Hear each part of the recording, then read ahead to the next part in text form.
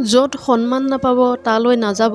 এবাৰ ভাবি চাওকচোন, চাৰিওফালে বহু মানুহ আছে যিয়ে আপোনাক যথেষ্ট সন্মান কৰে।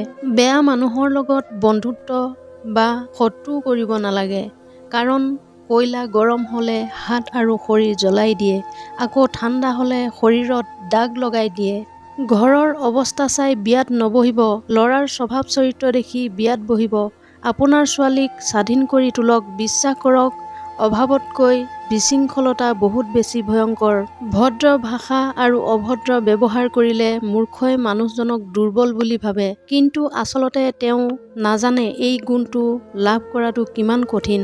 উপদেশ কেৱল কাণেৰেই নহয়, মনেৰেও শুনা উচিত। সম্পৰ্ক কেতিয়াও ধন আৰু সৌন্দৰ্যৰ ওপৰত ভিত্তি কৰি হ'ব নালাগে, বৰঞ্চ আচৰণ আৰু চৰিত্ৰৰ ওপৰত ভিত্তি কৰি হ'ব লাগে। সন্মান কেৱল বয়সৰ ওপৰত ভিত্তি কৰি নহয়, আচৰণৰ ওপৰত নিৰ্ভৰ কৰে। প্ৰতাৰক কেতিয়াও অনুতপ্ত নহয়, স্বাৰ্থপৰসকলে কেতিয়াও কৃতজ্ঞতা স্বীকাৰ নকৰে, সুবিধাবাদী কেতিয়াও কাৰোৰ আপোন নহয়।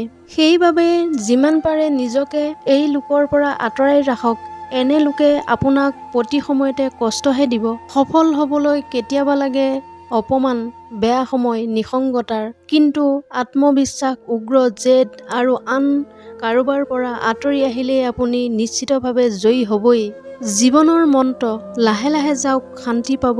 অহংকাৰ এৰক, সন্মান পাব। ভক্তি কৰক, মুক্তি পাব। বিচাৰ কৰক, জ্ঞান পাব। সেৱা কৰক, শান্তি পাব। কমতে সন্তুষ্ট হওক, সুখী হ'ব। সহ্য কৰক, সফলতাৰ অধিকাৰী হ'ব। নিজকে কেতিয়াও ভুল ঠাইত নাৰাখিব, কাৰণ তেতিয়া আপোনাৰ খং উঠিব। যেতিয়া তেওঁলোকে আপোনাৰ মূল্য বুজি নাপাব। আপোনাৰ মূল্য যি জানে তেওঁহে কেৱল শলাগ ল'ব। গতিকে আনৰ বাবে বুজা নহ'ব, আৰু আপোনাৰ লগত খাপ নোখোৱা ঠাইত কেতিয়াও নাথাকিব, আৰু আপোনাৰ মূল্য নুবুজা মানুহৰ লগত নাথাকিব। নিজকে সন্মান কৰক আৰু অপমানিত হোৱাৰ পৰা বিৰত থাকক। বহু মাক দেউতাকে শিশুটিক লৈ অত্যাধিক চিন্তা কৰা দেখা যায়, যাৰ ফলত পিতৃ মাতৃ আৰু শিশু দুয়োজনেই উদ্বিগ্ন হতাশাত সময় কটায়। শিশুটিক নিজৰ দৃষ্টিকোণেৰে চোৱাটো অনুচিত। আচলতে শিশুটিক শিশু দৃষ্টিকোণৰ পৰা চাব লাগে। দেখাত শিশুটি সৰু হ'ব পাৰে, কম বুদ্ধিমান হ'ব পাৰে, বুজি নাপাবও পাৰে, কিন্তু শিশুৰ সিদ্ধান্ত ভুল হ'লে হঠাতে দাবী ধমকি দি বাধা দিয়াটো আদৰ্শ পিতৃ মাতৃৰ বৈশিষ্ট্য হ'ব নোৱাৰে। গতিকে আমি সচেতন হোৱা উচিত। আমি বেছিভাগ মানুহক বেয়া পাওঁ, কিন্তু আশা কৰোঁ বেছিভাগ মানুহে আমাক ভাল পাওক।